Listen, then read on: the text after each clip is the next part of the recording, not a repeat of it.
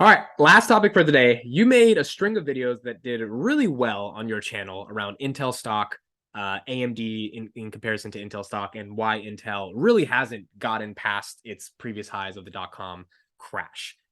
What are your general thoughts on someone who's interested in thinking of Intel and why they haven't been able to, or why the price of the stock hasn't been able to perform over the past 10 years? Yeah, so Intel has like a whole bunch of interesting problems that are some of them are their fault, some of them are not. But basically, Intel both designs and manufactures chips, right? That's what makes them special versus an AMD or an NVIDIA. They're a chip designer and they have foundries.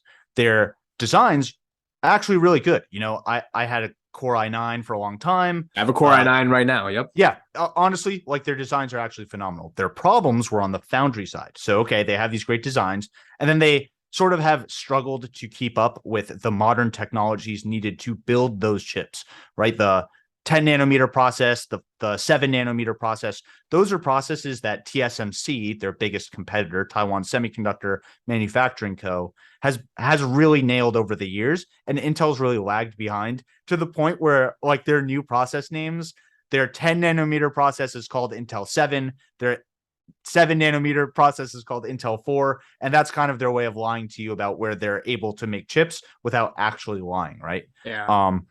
So I do think that investors see that, hey, no matter how good these designs are, Intel refuses to outsource a lot of their chip designs, and they're not able to build them and deliver them, which is why companies like Apple have decided to design their own chips instead of relying on Intel, move over to TSMC. Now TSMC makes all of their chips. And it's a big cascading effect where Intel has lost a lot of customers over the years. Right. The second part of their problem is they've created this great roadmap called IDM2 with their CEO, their new CEO, of how they're going to catch up. But ever since that roadmap came out, it's been plagued with delays, some of which are their fault, some of which are not, like the CHIPS Act getting delayed, getting stuck through Congress, finally getting passed.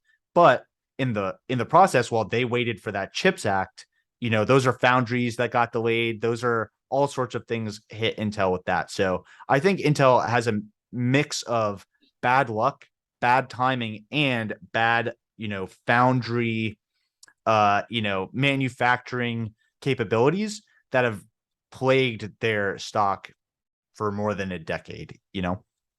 And do you think it's a question of leadership and management that they haven't been able to do what Nvidia and AMD has been able to do?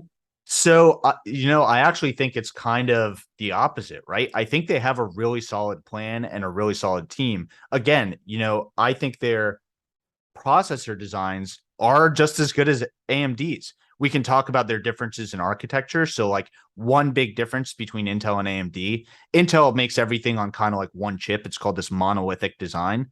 But AMD makes chiplets, so they can like mix and match little features on different chips to do different things. And it turns out as the world goes mobile or as hyperscale computing becomes a thing, all these different trends, you don't want one design that's like good at everything. You want to be able to mix and match designs to be like, I have the best product in this category, this category, this category, this category, which is how like AMD has kind of gotten away from them. And then obviously the other reason AMD and NVIDIA have really gotten away from Intel is because they don't make their own chips. They have great designs that they ship to TSMC. TSMC is amazing at building chips. TSMC doesn't design anything. And then that's how the two halves form, 1+1 = 3 in a sense, right? Because you don't have to build shit. You can just focus on designing. Then you get great at designing because you don't have to design anything. You're just very good at building. You're great. When Intel has a failure in either of those two departments, both departments suffer because they're all tied to the same company. Very interesting. Yeah. No, it's one of those stocks that I saw that it collapsed in .com, but it's like it's a big thing for value Yeah. investors. They love it. And it's just like, what's Cheap going for on a here? reason. Cheap for Yeah. a reason. I wouldn't touch Intel stock today with a 10-foot pole, but if you're a dividend investor, you probably really love that company. Do they have like a 2% yield, 4% yield? I'm actually not sure. I thought that was one of the big stable like dividend stocks. I'm looking at it right now. It is a 4.68%, Yeah, yeah. almost So it's a 5%. pretty reasonable. And because the stock price is very stable, the yield is also very stable, right? So Right. Right. All right, that's it for us this week on the Catalyst. Hope you all enjoy it on this new channel. Definitely will have some clips of these segments as well throughout the channel this week. Thank you all for listening and watching to this one, and we'll see you next week on the Catalyst. Super excited to do it.